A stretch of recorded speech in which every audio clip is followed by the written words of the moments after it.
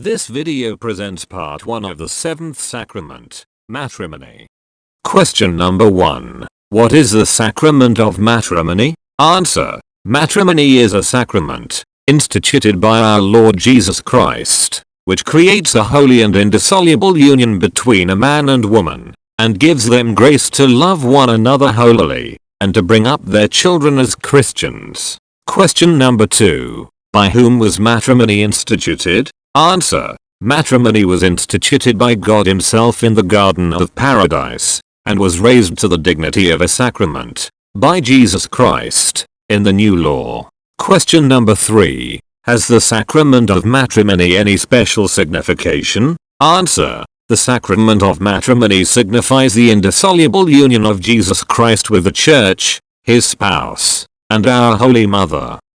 Question number 4. Why do we say that the bond of marriage is indissoluble? Answer. We say that the bond of marriage is indissoluble, or that it cannot be dissolved, except by the death of either husband or wife, because God so ordained from the beginning, and so Jesus Christ our Lord solemnly proclaimed. Question number 5. Can the contract be separated from the sacrament, in Christian marriage? Answer. No. In marriage among Christians the contract cannot be separated from the sacrament, because, for Christians, marriage is nothing else than the natural contract itself, raised by Jesus Christ to the dignity of a sacrament. Question number 6. Among Christians, then, there can be no true marriage that is not a sacrament? Answer. Among Christians there can be no true marriage that is not a sacrament. Question number 7. What effects does the sacrament of matrimony produce?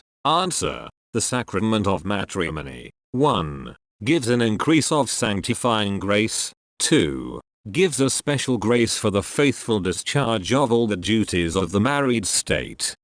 Question number 8. Who are the ministers of this sacrament? Answer. The ministers of the sacrament are the couple themselves, who together confer and receive the sacrament. Question number 9. How is this sacrament administered? Answer. This sacrament, preserving, as it does, the nature of a contract, is administered by the contracting parties themselves, who declare, in the presence of the parish priest, or another priest delegated by him, and of 2 witnesses, that they take each other in marriage. Question number 10. What use, then, is a blessing which the parish priest gives to the married couple? Answer. The blessing which the parish priest gives to the married couple is not necessary to constitute the sacrament, but it is given to sanction their union in the name of the Church, and to invoke on them more abundantly the blessing of God.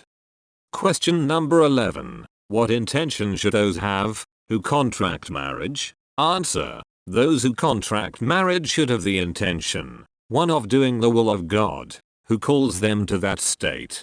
2. Of working out in that state the salvation of their souls. 3. Of bringing up their children as Christians, if God should bless them with any. Question number 12. How should those about to be married prepare themselves to receive this sacrament with fruit? Answer. In order to receive this sacrament with fruit, those about to be married should, 1. Earnestly recommend themselves to God, so as to know His will and obtain the graces necessary for that state. 2. Consult their parents before making any promise, because obedience and the respect due to them demand this. 3. Prepare themselves by a good confession, or, if necessary, a general confession of their whole life. 4. Avoid all dangerous familiarity in word or act, while in each other's company.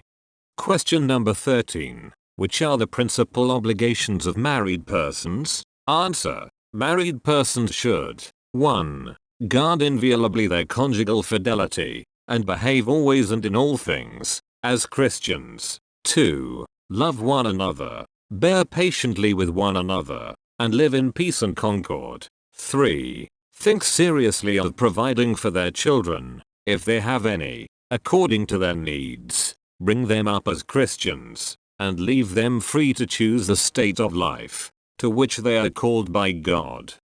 This video concludes part 1 of the 7th sacrament. The next video will present part 2 of the 7th sacrament.